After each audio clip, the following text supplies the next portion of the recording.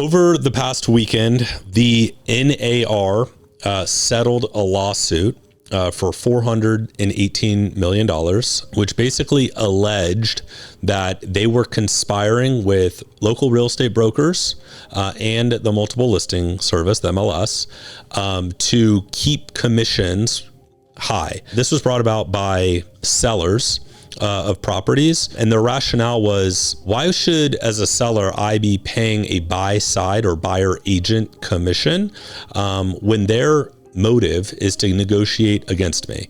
So their objective is to get their clients, the buyers, the lowest price and the best terms possible for my asset, being the seller. So why should I have to pay a 2 to 3% buy side commission when they're basically negotiating against me?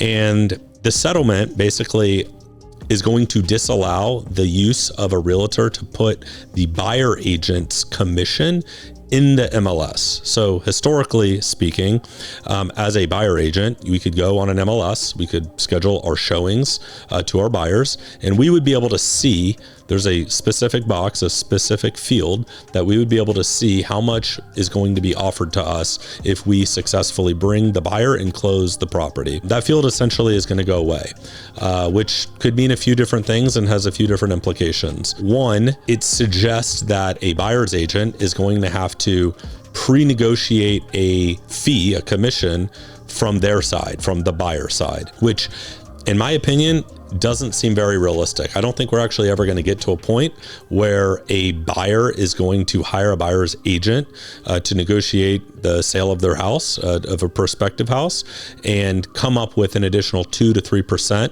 of that purchase price to pay the buyer.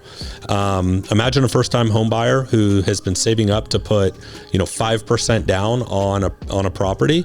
They're not going to then want to or should want to come up with another 2 or 3% just to pay their buyer's agent. So what I think is going to end up happening here is it's just going to be one extra step in a negotiation. So a buyer is probably still, or buyer's agent, I should say, is probably still going to get compensated from the seller's side.